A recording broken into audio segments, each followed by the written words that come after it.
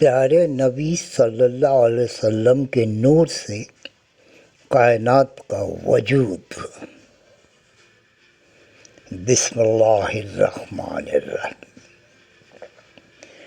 محمد بن اسماعیل بن آذر بخاری رحمۃ اللہ علیہ روایت کرتے ہیں کہ حضرت امام جعفر صادق بن امام محمد باقر بن امام زین العابدین بن امام حسین رضی اللہ تعالیٰ عنہ سے فرمایا، امیر المومنین علی بن ابو طالب رضی اللہ تعالیٰ عنہ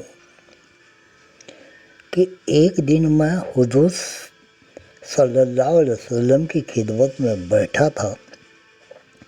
جابر بن عبداللہ انصاری نے حضور صلی اللہ علیہ وسلم سے عرض کیا کہ اے اللہ کے رسول، میرے ماں باپ آپ پر قربان ہو، فرمائیے کہ اللہ تعالیٰ نے سب سے پہلے کون سی چیز پیدا کی؟ فرمایا، تمام چیزوں سے پہلے اس پیدا کرنے والے نے میرا نور پیدا کیا۔ ہزاروں سال تک میرا نور اللہ کی تسبیح اور سجدے میں لگا رہا۔ ابن عباس رضی اللہ تعالیٰ عنہ سے روایت ہے کہ وہ نور محمدی 12,000 سال تک عبادت میں لگا رہا۔ پھر اللہ تعالیٰ نے اس نور سے ایک گوہر یعنی ایک موتی پیدا کیا اور اپنی جلالی نظر سے اس پر دیکھا۔ وہ گوہر اللہ کی جلالی نظر سے پانی ہو کر 1000 سال تک بہتا رہا۔ بس اس کے 10 حصے کیے۔ پہلے سے عرش بنایا، اس کے 4000 رکن کیے، ایک رکن سے دوسرے رکن تک 4000 سال کی راہ۔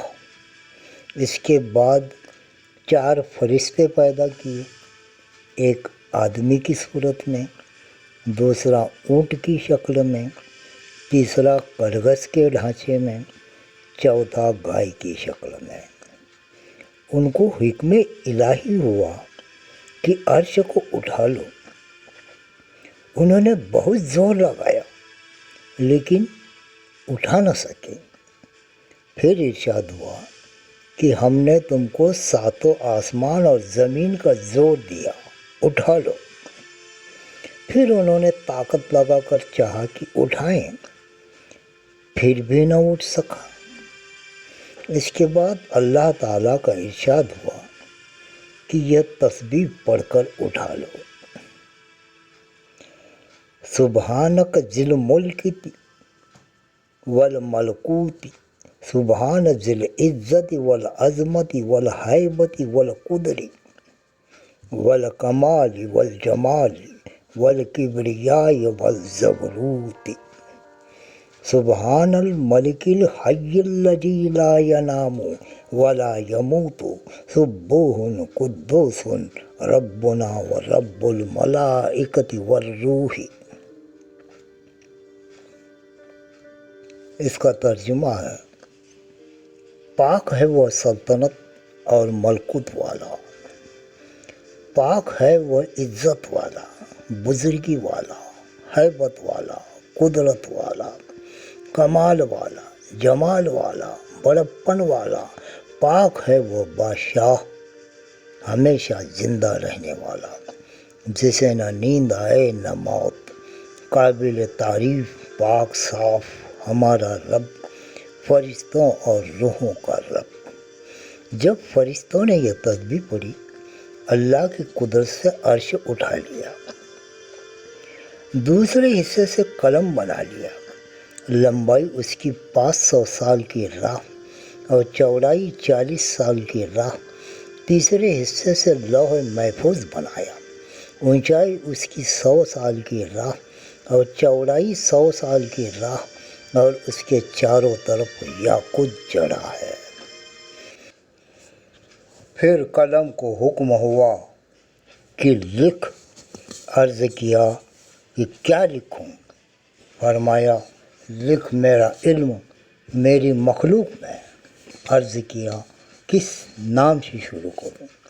فرمان ہوا بسم اللہ الرحمن الرحیم۔ قلم نے 1000 سال میں بسم اللہ لکھا۔ اس کے بعد رب کا یہ فرمان لکھا ان انا لا الہ الا اللہ و محمد رسول من استسلم بقضائی و صبر علی بلائی و شکر علی نعمائی و رضی بحکمی کتبتوہ صدیقی و بعثتوہ یوم القیامتی مع الصدیقین ومن لم یستسلم بقضائی ولم یصبر علی بلائی ولم یشکر علی نعمائی ولم یرض علی حکمی فلیقتل ربا سوائی۔ اس کا ترجمہ ہے تحقیق میں معبود ہوں، نہیں کوئی عبادت کے لائق سوائے میرے اور محمد میرے رسول ہیں۔ جو تابع ہوا میری قضا اور صبر کیا میری بلا پر اور شکر کیا میری نعمتوں پر اور راضی ہوا میرے حکم پر، لکھوں گا میں اسے صدیق اور اٹھاؤں گا اسے قیامت کے دن صدیقوں کے ساتھ۔ اور جو تابع نہ ہوا میری قضا کا اور صبر نہ کیا میری بلا پر اور شکر نہ کیا میری نعمتوں پر، راضی نہ رہا میرے حکم پر، بس چاہیے کہ صرف مجھے کو معبود بنا دے۔ پھر لکھا قلم نے بارش کے قطروں، پیڑ کے پتوں اور بالوں کے ذرہ تک کو، وہ سب کچھ جو جو ہونے والا ہے قیامت تک۔ لکھتے ہیں کہ جب قلم نے محمد صلی اللہ علیہ وسلم کا نام سنا تو عرض کیا کہ اے اللہ تو بے مثال ہے، تو یہ کس بزرگ کا نام ہے؟ اللہ تعالیٰ کی طرف سے آواز آئی یہ میرے پیارے حبیب کا نام ہے۔ خاص بات یہ ہے کہ اگر میں پیدا اسے نہ کرتا تو اپنی قدرت بھی ظاہر نہ کرتا۔ جب اللہ کا یہ حکم ہوا تو مارے خوف کے اس کا سینہ پھٹ گیا۔ روایت ہے کہ لوح تختی حرکت میں آئی کہ میرے جیسا کوئی نہیں ہے کیونکہ مجھ پر خدائی علم لکھا گیا ہے۔ اللہ کی اور سے آواز آئی یم اللہ و یثبت و عندہ الکتاب، یعنی اللہ ہی جسے چاہتا ہے مٹاتا ہے یا باقی رکھتا ہے اور اسی کے پاس الکتاب اصل کتاب ہے۔